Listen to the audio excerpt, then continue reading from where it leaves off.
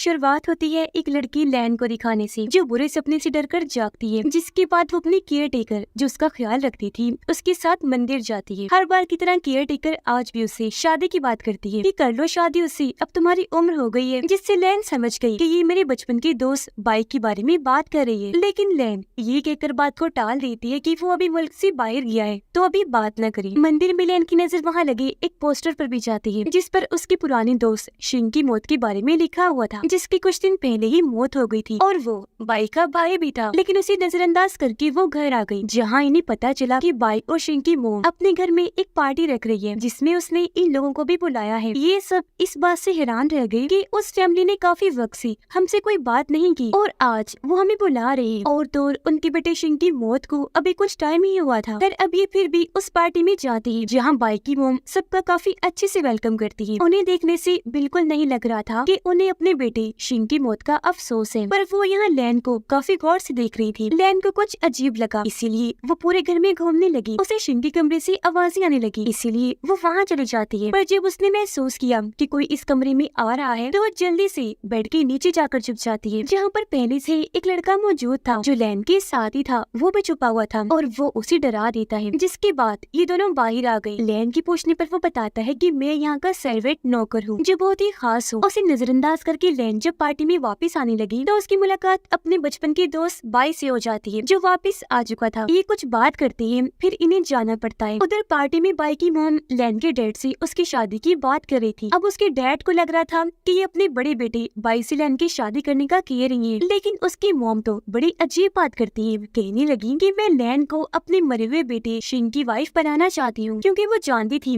कि शिंग की आत्मा घर में आती रहती है, इसलिए वो लैन को भी उसकी गोस्ट ब्राइड बनाना चाहती थी, जो भूत की तरह ही शिंग के साथ रही, उससे बात वगैरह करी, क्योंकि शिंग लैन को प्यार करता था। बाई की मॉम यहाँ लैन के डैड को लालच देती है, लेकिन वो अपने बेटे की जिंदगी बर्बाद करना नहीं चाहती थी, इसीलिए इनकार करके पार्टी से चली जाती है। रात को लैन के सपने में शिंग की आत्मा आई, जो उससे शादी करने का कह रहा था, लेकिन इससे डरकर लैन की आँख खुल गई। वो जब नीचे आई तो केयर टेकर से उसे पता चला कि डैड एक मीटिंग के लिए शहर से बाहर गए हैं। तभी लैन से मिलने उसके घर बाई आता है और ये दोनों बाहर घूमने चली गई। लैन काफी खुश नजर आ रही थी, पर घर लौटने पर वो उदास हो गई, क्योंकि उसके डैड बुरी हालत में बेहोश पड़े थे, जिन्हें ऐसी हालत की वजह से उनके दोस्त वापस ले आए थे। उसके डैड को होश ही नहीं आ रही थी। दिन से रात हो गई, पर उनकी हालत में कोई सुधार नहीं आ रहा था। लैन रात के वक्त अपने डैड के पास ही बैठी थी कि तभी उसकी आंख लग गई, जहाँ उसके सपने में दोबारा शिंग आया, जो इस बार भी उसे शादी के लिए ही कह रहा था, मगर वो उसे डरा भी देता है। तो चीख के साथ लैन की आंख खुल गई। अगली सुबह उसने ये बात केयर टेकर को बताई, जिस पर वो लैन को एक ऐसी औरत के पास ले गई जो भूत भगाने का काम करती है, लेकिन इसका भी कोई फायदा नहीं होता, क्योंकि इसी रात शिंग दोबारा से उसके सपने में आ गया। एक बार फिर उसे शादी के लिए प्रपोज करता है। इस बार उसने अपनी आंखें ड्राउनी कर ली थी, पर लैन उसके साथ शादी करने से साफ साफ मना कर देती है, जिस पर शिंग उसे बताता है कि तुम्हारे डैड कभी ठीक नहीं हो सकते, क्योंकि उनकी आत्मा तो यहाँ आत्माओं की दुनिया में भटक रही है। अपने डैड की ये बात जानकर लैन काफी घबरा गई और वो शिंग को कहती है कि तुम जैसा कहोगी मैं वैसा ही करूंगी, बोलो क्या चाहती हो तुम। जिस पर शिंग कहता है कि मैं तुमसे शादी करूंगा, लेकिन उससे पहले तुम्हें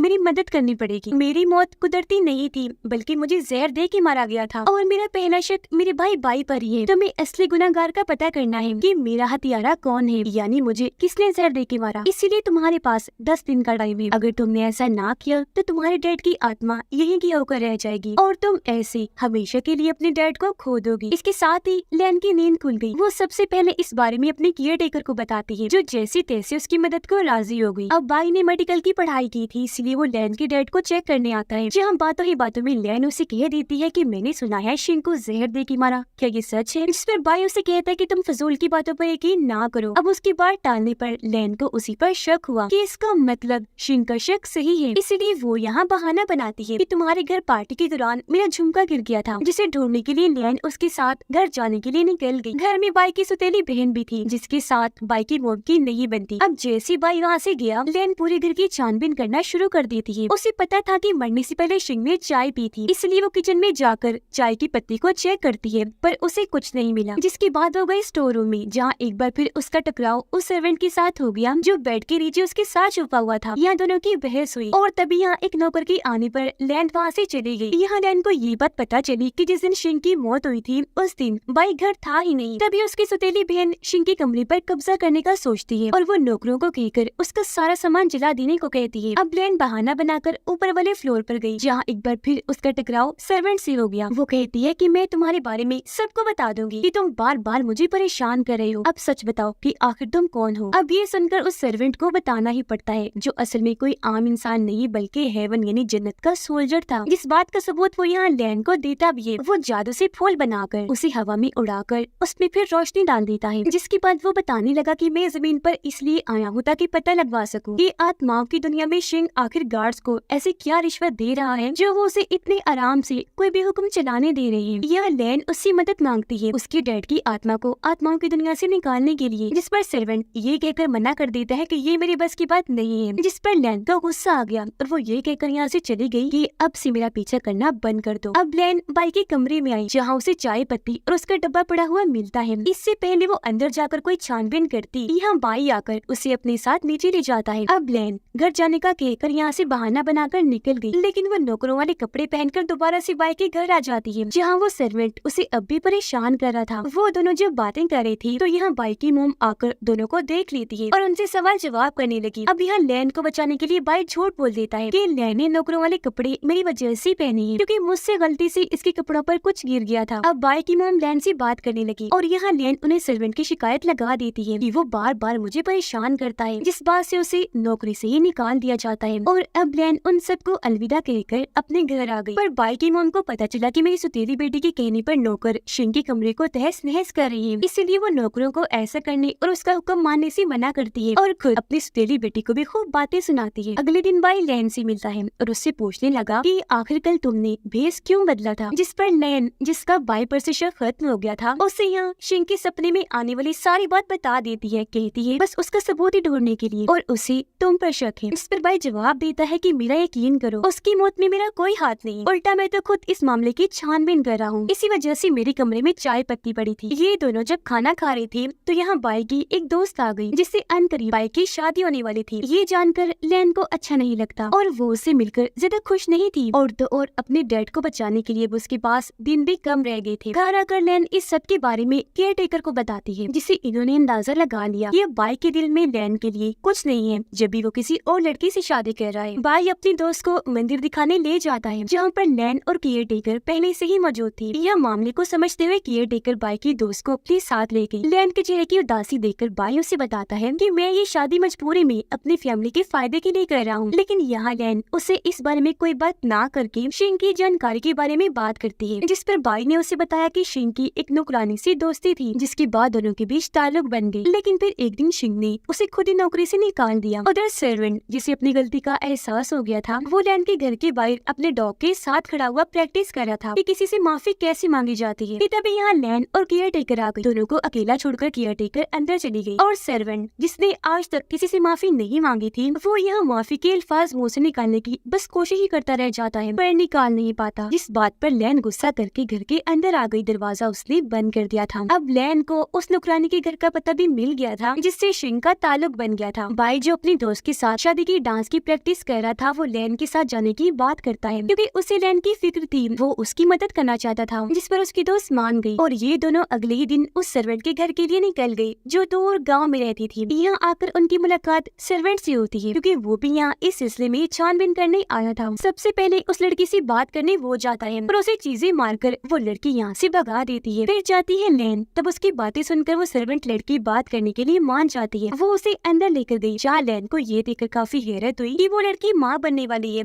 और ये बच्चा भी शिंग का ही है। तब सर्वेंट लड़की बताने लगी कि शिंग ने और मैंने शादी कर ली थी, मेरा बच्चा भी होने वाला हो गया था, लेकिन एक दिन मैंने शिंग को किसी और लड़की के साथ क्लब जाते हुए देखा। मुझे बहुत गुस्सा आया। मैंने जब इस बारे में शिंग से पूछा तो एक तो उसने मुझसे ताल्लुक खत्म कर दिया, दूसरा नौकरी से भी निकाल दिया। अभी दूसरी लड़की कौन थी ये लोग समझ नहीं पाते, लेकिन उसकी छानबीन में अब लग जाते हैं। ये कहानी जब बाई को पता चली तो वो लैन को बताता है कि मुझे अपने सुतीली बहन पे शक है, क्योंकि क्लब्स वगैरह में वो ही जाती है। खैर वो अब यहाँ से चला गया, जबकि सर्वेंट आकर आखिरकार लैन से माफी मांग ही लेता है। घर आने के बाद लैन ये सोचकर काफी परेशान हो जाती है कि अब मेरे पास बस एक ही दिन बचा है, इसीलिए वो बाई से मिलने उसके घर जाती है। और जब उसे पता चला कि उसकी सुतीली बहन घर पर नहीं बल्कि क्लब गई है, तो वो अकेली उससे बात करने क्लब चली जाती है, जहाँ पर सर्वेंट उसकी मदद करने यहाँ भी आया हुआ था। अब इन दोनों को बाई की सुतीली बहन ने देख लिया था, इसीलिए वो अपने एक आदमी को कहती है, इन्हें रोको, ये मेरे पीछे ना आए। जो जो कहकर वो यहाँ से निकल जाती है। अब सर्वेंट अकेला ही उस आदमी को रोकने में लग गया और लैन को बाइक की सुतीली बहन के पीछे भेजता है। लैन को एक अंधेरी वाली गली से होकर गुजरना पड़ रहा था, लेकिन तभी कोई आकर उसके मुंह पर कपड़ा रख देता है। उसका दम घुट गया और वो वही बेहोश हो जाती है। फिर जब उसे होश आई तो वो खुद को काफी डरावनी सी जगह पर पाती है। वो जब वहाँ से उठी तो सामने शिंग था, जिससे उसे पता चला कि वो भी आत्माओं की दुनिया में आ चुकी है। यहाँ लैन की मुलाकात अपने डैड की आत्मा से हुई, जिनकी हालत खराब थी क्योंकि अब उनके पास वक्त बहुत ही कम बचा था। ये देखकर लैन काफी घबरा गई और वो शिंग के आगे अपने डैड की जान की भीख मांगती है। कहने लगी कि इसके लिए मैं कुछ भी करने को तैयार हूँ, जिस पर यहाँ सीधा वो शादी की बात ही करता है। हालांकि लैन की डैड उसे रोकते भी हैं, पर वो उनकी बात ना सुनकर शिंग के साथ चली जाती है, जिससे उसके डैड तो होश में आ गई, लेकिन सर्वेंट बेहोश लैन को उसके घर ले आता है। उसकी ऐसी हालत देखकर लैन की डैड और केयर टेकर दोनों ही काफी परेशान हो जाते हैं। ये खबर जैसे बाई को लगी वो उसे चेक करने आ जाता है। लैन के डैड जो बहुत परेशान थे वो बाई और सर्वेंट को कहते हैं कि प्लीज इस बारे में छानबीन शुरू कर दो कि आखिर मेरी बेटी को बेहोश किसने किया। अब बाई जिसको अपनी बहन पर शक था वो लैन के डैड को अपने घर ले आया, जहाँ ये दोनों उससे पूछने लगते हैं कि तुमने लैन को बेहोश क्यों किया, जिस पर वो यहाँ साफ साफ मना कर देती है कि मैंने ऐसा कुछ नहीं किया। आत्माओं की दुनिया में शिंग लैन को घुमा फिरा रहा था, जहाँ लैन उससे ये उगलवाने की कोशिश करती है कि आखिर तुम यहाँ ऐशो आराम की जिंदगी कैसे जी रही हो, जिस पर वो कुछ ना बताकर सिर्फ ये कहता है कि इतना मत सोचो और यहाँ की ऐशो आराम के तुम भी मजे लो। वो उसे अपना महल भी दिखाता है जो काफी बड़ा और आलीशान था। अंदर ले जाकर लैन को नौकरानियों से मिलवाता है जो यहाँ लैन के साथ रहेंगी, उसके सारे काम भी करेंगी, साथ ही उस पर नजर भी रखा करेंगी। अब सर्वेंट अपनी हेड जो खुद भी हेवन सोल्जर थी उससे इजाजत मांगता है कि आप मुझे आत्माओं की दुनिया में जाने दें, जिस पर वो मान भी गई। साथ ही उसे एक तलवार भी देती है, ये कहकर कि वहाँ तुम्हारी कोई भी ताकत काम नहीं करेगी, बेशक तुम हेवन सोल्जर ही क्यों ना हो। आत्माओं की दुनिया में लैन को अपने कमरे में एक कंपास पड़ा मिलता है जो रास्ते बताता है। उसने जैसे उसे छुआ वो बाइक के सपने में पहुंच गई, जहां वो उसे अपने और शिंग के बारे में बता देती है और ये भी कहती है कि आपकी फैमिली को शिंग के लिए फिक्र करने की कोई जरूरत नहीं है, वो वहाँ बहुत खुश ऐश में है। अब जैसे ही बाई सपने से जागा वो सीधा अपनी मोम के पास आता है जो शिंग की चीजें जला रही थी, ताकि ये सारी चीजें आत्माओं की दुनिया में उसके पास पहुँच जाए। ये देखकर बाई को गुस्सा आया और वो अपनी मोम को कहता है कि शिंग को आपने ही बिगाड़ के रखा है, जो इस तरह आप उसके मरने के बाद भी उसकी सारी ख्वाहिशें पूरी कर रही है। और वो तो बोलकर चला गया, लेकिन उसकी मोम को कोई फर्क ही नहीं पड़ा। उधर शिंग भी अपनी मोम के बेचे हुए सामान को देखकर खुश हो जाता है और उनसे मजे करने लगा। इस सामान में लैन को एक लाल रंग की किताब मिली, जिसे उसने जैसे हाथ में लिया शिंग फौरन उससे वो किताब छीनकर एक बॉक्स में बंद कर देता है और कहता है कि ये किताब पानी से दूर रहे तो ठीक है और तुम भी आइंदा की बात इस किताब से दूर ही रहना। अब लैन जब बाहर आई तो उसकी मुलाकात यहाँ सर्वेंट से हो जाती है जो उसकी मदद करने आखिर यहाँ आ ही गया था। अब उसे भी आत्माओं की दुनिया में देखकर लैन काफी हैरान रह गई। इनकी बातचीत के दौरान लैन उसी लाल रंग की किताब के बारे में बताती है, जिसकी छानबीन करने ये दोनों शिंग के महल आ गई, जहाँ शिंग लैन के साथ शादी के डांस की प्रैक्टिस करने लगता है। पर तभी यहाँ एक नौकरानी आ गई जो शिंग को कहती है, सर माफ कीजिएगा डिस्टर्ब करने के लिए, पर आपसे मिलने कोई आया है। अब शिंग तो वहाँ से चला गया, लेकिन लैन जिसको शक था वो भी उसके पीछे पीछे जाती है। जिससे शिंग बात कर रहा था उसका चेहरा तो वो नहीं देख पाती, लेकिन उसके हरे रंग के जूते जहन में रख लेती है। इस बारे में भी उसने आकर सर्वेंट को बताया और अब ये दोनों ठोस सबूत की तलाश में निकल गए। पूरे महल की तलाशी लेने लगी, जहाँ एक खुफिया कमरे में आने के बाद इन्हें वो किताबों वाला बॉक्स भी मिल जाता है। जमीन पर केयर टेकर एक काला जादू करने वाली औरत की मदद से आत्माओं की दुनिया का दरवाजा खोलने की कोशिश कर रही थी। उधर बॉक्स की रखवाली करने वाला एक शैतान इन पर हमला कर देता है, लेकिन लैन उसके सर पर पत्थर से वार करके उसकी जान ही ले लेती है। बॉक्स खोलकर एक लाल किताब ये अंदर से निकालती है। यहाँ लैन को शिंग की बात याद आई कि किताब को पानी से दूर रखना चाहिए, इसलिए वो किताब को वहाँ के पानी में डुबो देती है, जिससे अगले ही सेकंड में वो किताब काले मोती में बदल जाती है। जिसे देख सर्वेंट समझ गया कि ये मोती बहुत कीमती है और ये मोती ही शिंग यहाँ के गार्ड्स को रिश्वत के तौर पर देता है, जिसे वो गार्ड्स खाते हैं। अब तभी इन्हें केयर टेकर का मैसेज मिलता है कि हमने आत्माओं की दुनिया का दरवाजा खोल दिया है, जल्दी से वहाँ से निकल आओ। अब लैन और सर्वेंट जल्दी से भागकर बाहर आए ताकि उस रास्ते से निकलकर अपनी दुनिया में जा सके, लेकिन तभी काले साई जो आत्माएं थी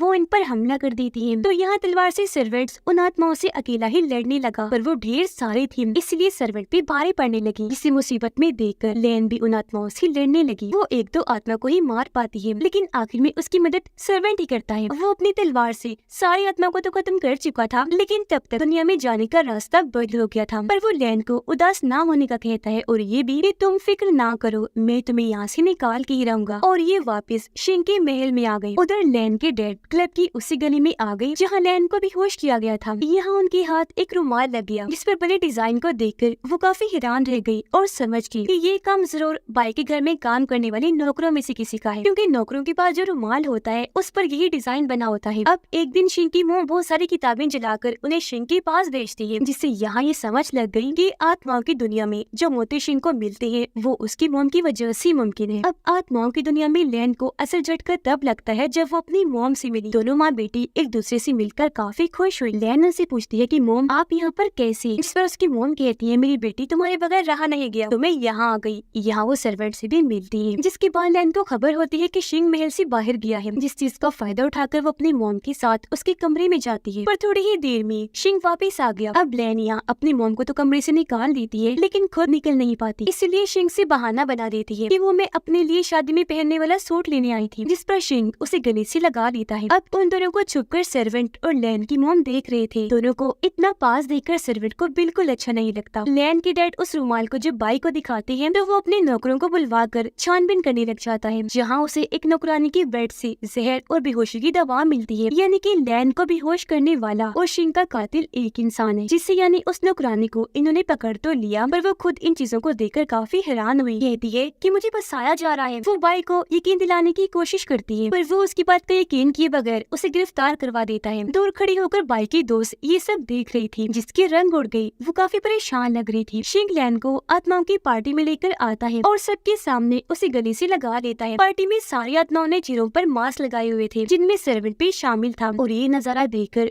वो बहुत गुस्से में आ जाता है। अब तभी पार्टी में हरे जूतों वाला वो आदमी आ गया, जिसे देखकर लैन सर्वेंट के पास गई उसके बारे में बताने के लिए, और वापस फिर शिंग के पास आ जाती है। शिंग की मोम देखती है कि उनकी सुतीली बेटी शिंग के लिए खाना जला रही है आत्माओं की दुनिया में पहुंचाने के लिए, जो देखकर उसकी मोम हैरान तो हुई पर उन्हें यकीन आ गया कि ये मेरी बच्चों से प्यार करती है, और इस तरह उनका टूटा हुआ रिश्ता फिर से ठीक हो गया। अब सर्वेंट हरे जूतों वाले नौकर के पास जाता है, लेकिन इससे पहले उसे पकड़ता। यहाँ उसकी हेवन सोल्जर हेड आ जाती है, जो सर्वेंट को ही पकड़ के बंदी बना लेती है, जिससे वो समझ गया कि इसने मुझे धोखा दिया और यही है जो शिंग के साथ मिली हुई है। खैर सर्वेंट को पकड़ के बांध दिया गया, जहाँ शिंग लैन को लेकर आता है पहचान करवाने के लिए कि अगर लैन उसे जानती हुई तो ये लोग उसे छोड़ देंगे। लेकिन जब लैन ने उसे पहचानने से इनकार कर दिया तो शिंग उसे पीटने लगता है, पर यहाँ सर्वेंट उसे चिढ़ाने लगा, जिस बात पर शिंग सर्वेंट को खोलकर उसे बहुत पीटता है, फिर वापस लाकर बंद कर देता है। जहाँ थोड़ी ही देर में लैन आई और सर्वेंट को बंधा हुआ देखकर खोलने लगती है। अब सर्वेंट जो काफी जख्मी हो गया था उसे डांटता है कि तुम यहाँ क्यों आई? हो सकता है ये शिंग की चाल हो और वो कहीं यहाँ आ ही ना जाए। उसका ये बात करना ही था कि तभी सच में यहाँ शिंग हेवन गार्ड के साथ आ जाता है, क्योंकि उन्हें पकड़ने के लिए शिंग ने ये सब जाल बिछाया था। शिंग की मोम को उनकी सुतीली बेटी काफी समझाती है कि आप शुरू से ही शिंग को बिगाड़ती आ रही है, और ये बात सच है। अब उसकी बातों का शिंग की मोम पर असर हो गया। उन्हें एहसास हुआ कि हाँ मैं गलत कर रही थी, और आइंदा से शिंग की कोई भी बात मानने से इनकार कर देती है। बस डर इस बात का था कि वो कोई नुकसान न पहुंचा दे इन्हें। शिंग वहाँ लैन के धोखे से भी काबू हो गया और वो उन दोनों को पीटने लगता है। ये देखकर लैन की मोम मास्क लगाकर खाना उठाती है और उन्हें पार्टी वाली जगह पर फेंक देती है। अब खाने को सुनकर भूखी आत्माएं वहाँ बेकाबू होकर खाने पर टूट पड़ती है। यहाँ हलचल मच गई और तब शिंग को ये सारा मामला सुलझाने जाना पड़ता है, जिसके बाद अब लैन, उसकी मोम और सर्वेंट यहाँ से निकलने लगे, और जो गार्ड इन पर नजर रख रहा था ये उसे भी मार देती है। ये वहाँ से निकलकर बाहर आए ही थे कि तभी इनका रास्ता रोकने वहाँ शिंग आ जाता है। अब यहाँ से बाहर निकलने के लिए सर्वेंट को अपना खास किस्म का छोटा सा टर्टल कछुआ चाहिए था, जो भी अब शिंग के कब्जे में था। अब सर्वेंट को यहाँ एक आइडिया आया।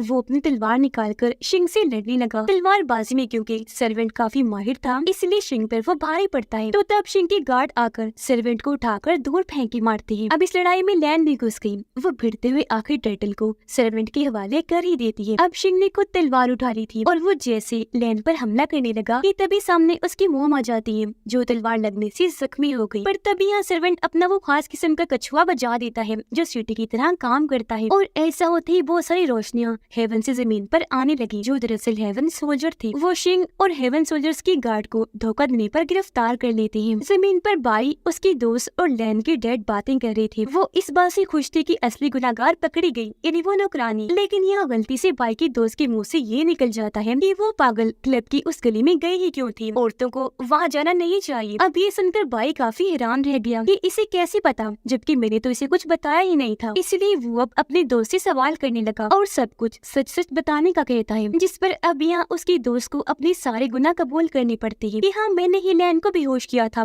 और शिंग की कातिल भी मैं ही हूँ। और अब वो सबसे चौंका देने वाली बात बताती है। वो बाई को कहती है कि शिंग के साथ जिस लड़की का चक्कर था, जो क्लब्स में जाती थी, जिस वजह से नौकरानी को शिंग ने निकाल दिया, वो लड़की और कोई नहीं बल्कि मैं ही हूँ। मैंने शिंग के साथ मिलकर तुम्हें धोखा दिया और इसी बात को लेकर शिंग मुझे ब्लैकमेल करता था। मुझे कुछ समझ नहीं आई तो मैंने उसे कत्ल करने का कदम उठाया। ये जानकर बाई का दिल जैसे टूट ही जाता है। और अब यह सारे गुनाह कबूल करने पर लैन की डैड पुलिस को यहाँ बुलाते हैं और उसे गिरफ्तार करवा देते हैं। आत्माओं की दुनिया में लैन ने अपने गोद में अपनी जख्मी माँ को लिया हुआ था, जो वहाँ दम तोड़ देती है, लेकिन उनकी आत्मा को सुकून मिल गया था क्योंकि वो नेक थी। और तभी काली जड़ें लैन के पूरे जिस्म में फैल जाती है, जिसके साथ ही वो बेहोश हो गई। और सर्वेंट उसका सर अपनी गोद में रख के रोता ही रह जाता है क्योंकि उसे लग रहा था कि लैन जैसे मर गई हो। और अब थोड़ी ही देर के बाद असली दुनिया में हम लैन को जागता हुआ देखते हैं, जिसे दोबारा सही होता हुआ देखकर सारे काफी खुश हो जाते हैं। कुछ दिन के बाद बाई लैन को शादी के लिए प्रपोज कर देता है, पर वो कोई जवाब नहीं देती। उसे दरअसल सर्वेंट की याद आ रही थी। उसने जैसे उसके बारे में सोचा, अगले ही पल वो यहाँ आ जाता है। लेकिन वो उससे पूछती है कि अब तुम यहाँ क्यों आए, क्या वजह है बताओ। जिस पर वो बताता है कि तुम आत्माओं की दुनिया में काली जड़ों की वजह से सच में मर गई थी, पर तुम्हारी आधी जिंदगी के लिए मैंने कुर्बानी दी। मैंने अपनी पूरी जिंदगी की मेहनत को अपनी हेड को दे दिया, जिसके बाद उसने तुम्हें दुनिया में भिजवाया जिंदगी देकर। और अब मुझे दोबारा से हेवन सोल्जर बनने के लिए मेहनत करनी पड़ेगी नए सिरे से। ये सुनकर लैन को उसके लिए ख्याल आया और वो कहती है कि मैं इसमें तुम्हारी मदद करूंगी, पर वो मना करके वहाँ से चला जाता है। अगले दिन लैन जब अपने डैड से बात करती है तो वो उसे समझाती है कि बेटा हमेशा खुश रहो। जिस पर अगले ही दिन लैन सबके लिए अलविदा का नोटिस लिखती है क्योंकि वो दुनिया की सैर को जा रही थी। बाई के लिए वो खत में ये लिखती है कि मैं अभी शादी के लिए तैयार नहीं हूँ और हाँ वापिस आकर सोचूंगी इस बारे में, तब तक तुम भी अपने सपने पूरे कर लो। जिस पर अब बाई अपनी मेडिकल की पढ़ाई पूरी करने के लिए दूसरे मुल्क के लिए निकल जाता है। समंदर किनारे आकर लैन फिर से सर्वेंट को याद करने लगी, जो दोबारा वहाँ आ जाता है। लैन फिर से उसकी मदद करने का कहती है, जिस पर इस बार वो मान भी जाता है। इस बात से लैन खुशी खुशी उसके गले से लग जाती है, जिसे सर्वेंट को काफी अच्छा लगा। वो बस सोचता ही रह गया। निकलने से पहले सर्वेंट अपना बाजू चेक करता है, जहाँ पर भी लैन जैसी काली काली जड़ें थी जब वो आत्माओं के दुनिया में थी, जिसका मतलब कि अब सर्वेंट को भी कोई खतरा है। लेकिन ये दोनों मिलकर